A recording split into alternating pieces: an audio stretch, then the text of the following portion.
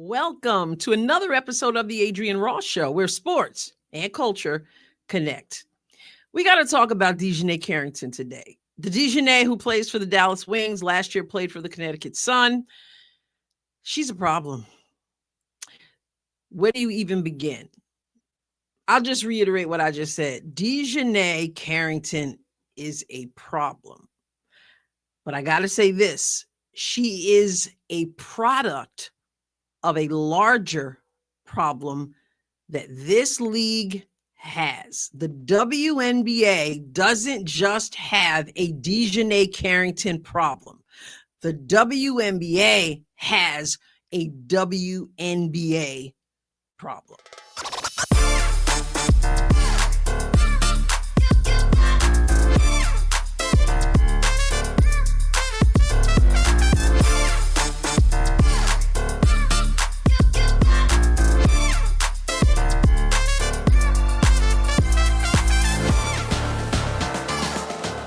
So last I heard, DiJonai Carrington leads the league in flagrant fouls.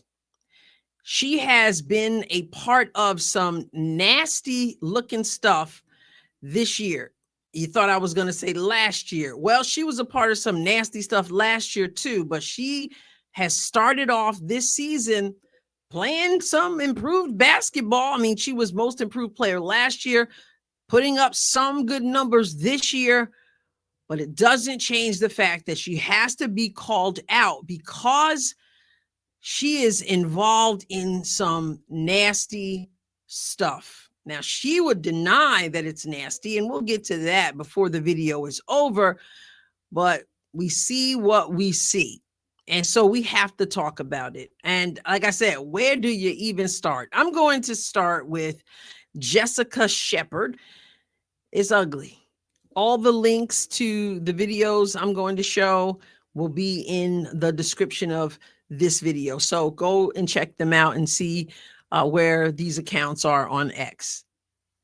So you're going to see Nafisa Collier secure the ball, get the ball to Heidemann, who gets the ball to Jessica Shepard, who gets jacked up by DiJonai Carrington. Ball's being pushed down court.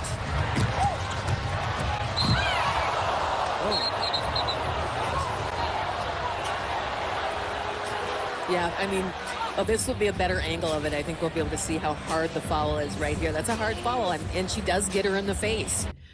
That was assessed a flagrant foul. So let's take a look at it again slower from that closer angle. So there's Heidemann with the ball with Paige on her. And they have a 2-on-1 advantage right here. So she gives the ball up to Shepard. And here comes DiJonai. Just watch her. First of all, look at this left hand extended to her back. And then that right hand way up, that right arm. She's pushing her on. I didn't even see this beforehand. So she's already got a hand on her here. Then that right one all the way up from behind. What are you going to do with that? Like, really, what are you going to do with this?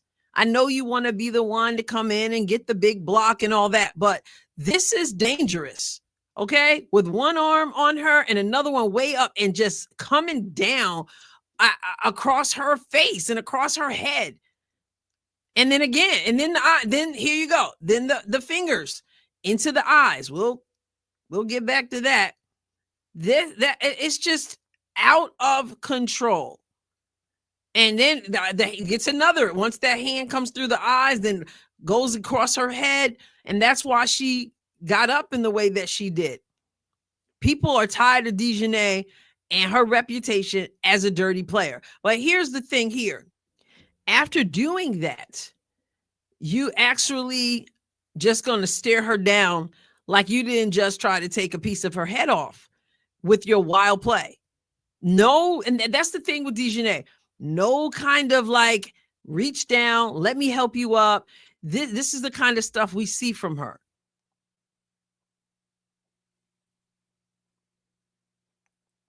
Then turns away. And then when someone wants you to be held accountable for it, you give them the stare down like you didn't do something. Unreal. So that's one situation with Jessica Shepard of the Minnesota Lynx. Now, let's take a look at Skylar Diggins of the Seattle Storm. Somebody please tell me, who teaches someone to try to block a shot like this? Look at DiJonai's positioning. She's way off the ground. She's out of control, both arms up, and then she's going to come down all wild on Skylar Diggins, all over her. This is ridiculous. This is not how you block shots. You've got no chance here to do much of anything except get a piggyback ride, maybe. Both hands up like that, full force, leaning forward, and then boom, coming down on her face. This is just it's ridiculous. Man, I understand that a lot of people have no question whatsoever in their mind.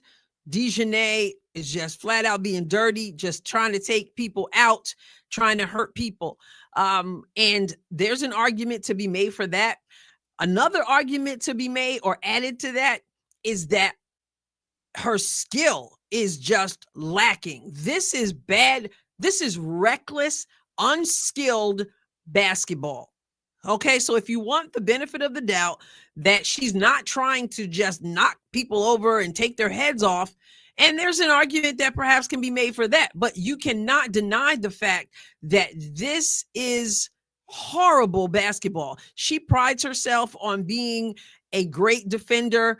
I've called her a good defender, on-ball defender, but this kind of stuff is like, it proves me wrong. Okay, so maybe you are a good one-on-one defender, but this come from behind and both arms up. It like, who taught her how to play defense? This is dangerous. And getting back to the point about whether this was intentional or not, we can go back to Caitlin Clark's situation, which I'm going to show before this video is over. And we have to remember that after that situation, even though she denied that it was intentional, after that, she got on social media with then Caitlin Clark's teammate, Alyssa Smith, and joked about the whole thing. So if people don't believe you, DiJonai, that you are just playing good basketball, maybe you ought to take a look at yourself and how you roll. So now we have to get to the latest game and loss from the Dallas Wings. This time, well, she decides to grab onto some hair.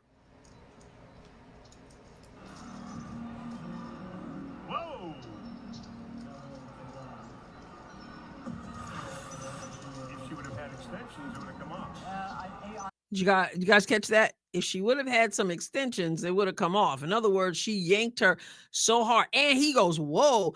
Lots of times these people calling the games, they're like, oh, she was making a play on the ball. And, he couldn't help but go, whoa. And you could see Sarah's head just going all the way down because she got a hold of her hair.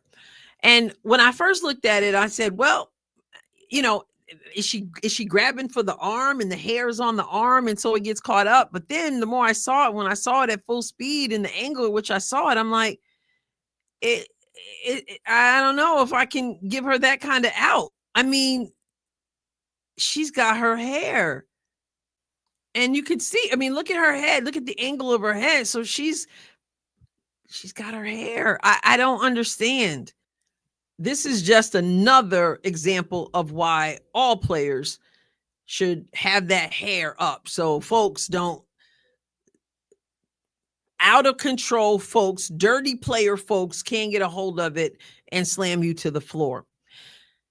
DiJonai, like I said, is a problem.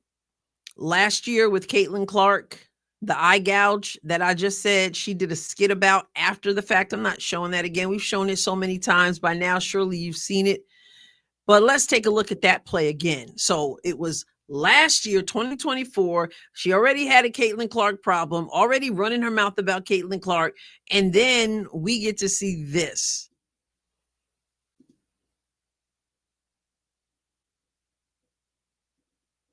Mm.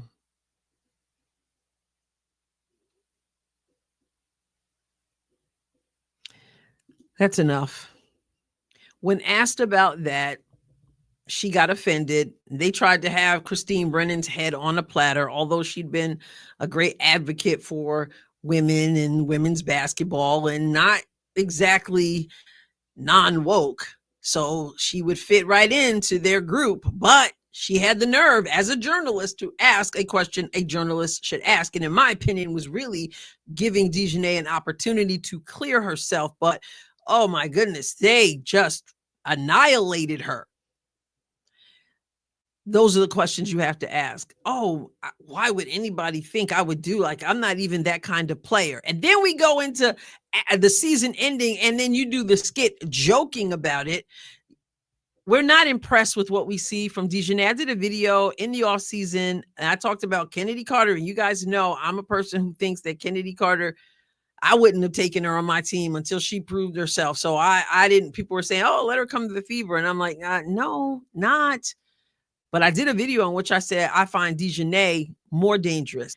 And that was after she did the Uber driver dirty, try to make him out to be some kind of horrible individual. Yeah, dangerous, because she smiles, she winks and nods, she's never done anything wrong, and yet she's leading the league in flagrant fouls. She jokes about what she does after she does something. Instead of leaning down and picking you up, she's got the nerve to be like all like this with it. She's just a problem herself. But again, she is a product of a bigger problem. She is a product of the WNBA's problem. The WNBA prides itself on physicality. Everything is about physicality. And somehow the leadership of the league, the coaches in the league, the players in the league have not been able to read the room. Fans want to watch good basketball. Fans want to watch exciting basketball. Fans want to watch skilled basketball, which is one of the reasons why most fans are fans of watching Caitlin Clark. People do not want to watch these women all up in their physicality, taking people's heads off, gouging their eyes out, pulling their hair out. That's not skilled basketball. That's what you do when you don't have the skill to do anything, to get the stop, to get the score. You resort to your physicality, and you're so blinded by it, you're so enamored with it, and you can't read the room, so you don't get that. Is not going to get people to appreciate your product. DiJonai does that wild chase down stuff, both hands up, both arms up, coming off, because she cannot do it with skill. So she's relying on some kind of physicality. And until the league decides that we're not going to take pride in physicality, but we're going to take pride in our product of good, skilled basketball, not dirty basketball, not out of control basketball, not reckless basketball, but true basketball, people are only going to take it a little bit at a time, a little bit here, a little bit there. Oh, Caitlin's playing, let me watch that. That's why some people stopped watching when they saw how Caitlin was treated last season. The stuff that was going on, the physicality that they were so proud of. People are like, I can't even stand to watch it as they do what they do.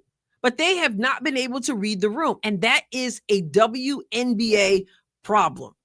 And DiJonai is a product of that. And because it's embedded in the culture of the WNBA, there's no coach apparently who's ever pulled DiJonai aside, or maybe they have and she doesn't listen in the heat of the moment, but somebody hasn't been able to get through to DiJonai and say, that's not how you go for a block. That's not how you play defense. This is how you do it. And until there are consequences and repercussions, my guess is going to continue, because DiJonai doesn't get it. She still doesn't get it. So after all the talk about one of the many nonsense plays she's tried to make, she got on social media and she made a statement. And let's take a look over on X at her X account and see what she said. With some creative grammar and lettering, she wrote, "Y'all fans swear I'm such a dirty player. I'm so over this narrative because if you really know b-ball, you know I just play hard ASF and never give up on a play. And yup, we challenged the last couple flagrants and got them rescinded because I'm always trying to make a play on the ball, none more, none less." And to that, I have to say, if you are trying to make a play on the ball, you need to try harder. And smart basketball is not what you're doing. It's not just a narrative, DiJonai. It's a pattern. And for those of us who really do know b-ball, we know that you so-called playing hard is just your code word for the physicality of the league. Never giving up on a play. Well, part of basketball is at times when you know you don't have a play on the ball, you play back. You don't go over somebody's back, meaning you don't jump on their back, but you play back a little bit because there's nothing you can do in that play except hurt somebody. Jumping on their back, smacking them in the head is not knowing basketball. It's not having skill. And you never seem to care when you hurt people, whether you're going after somebody who's driving an Uber and trying to make him seem like a racist in front of everybody, whether you're in the midst of Christine Brennan, and I don't know why anybody would think all that, whether you're on a skit with somebody's teammate and laughing about how you hurt somebody, or whether you're on this X tweet or post or whatever they're calling them these days and saying, yup. We're talking about people you actually been on their heads, and your response is, yup. We challenged the last couple flagrants and got them rescinded. Got them rescinded because I'm always trying to make a play on the ball, no more and no less. Well, you're failing miserably in your attempt. And so from my perspective, I got to go, well, since you're trying to do this and you're failing miserably, then maybe you don't need to be on the court right now so we can get this down. Maybe you just need to sit down and learn something. Maybe the WNBA's leadership, like Kathy Engelbert, the commissioner, has to say, listen, you are leading in flagrants in this league. We're not rescinding anything.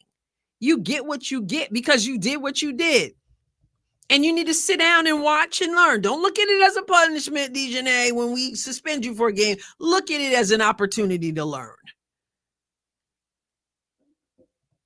But they're not going to do that, I think. I have no reason to think that they will, because this is a WNBA problem, and it is going to cost them growth. Physicality. If you're going to play with skill, play with finesse, play with toughness. Don't play recklessly. Don't play out of control and dirty. And then don't get on social media and run your mouth about how I got it rescinded. That's the problem. You rescind this stuff. You give no incentive for change of behavior. DiJonai has a problem, but it's the WNBA's problem. And until that gets taken care of at the root, DiJonai is going to do DiJonai things. Look out, everybody. Subscribe to the Adrienne Ross Show if you haven't done so already. I appreciate those of you who have and those who are members of the channel. I will catch you next time, God willing. God bless you abundantly.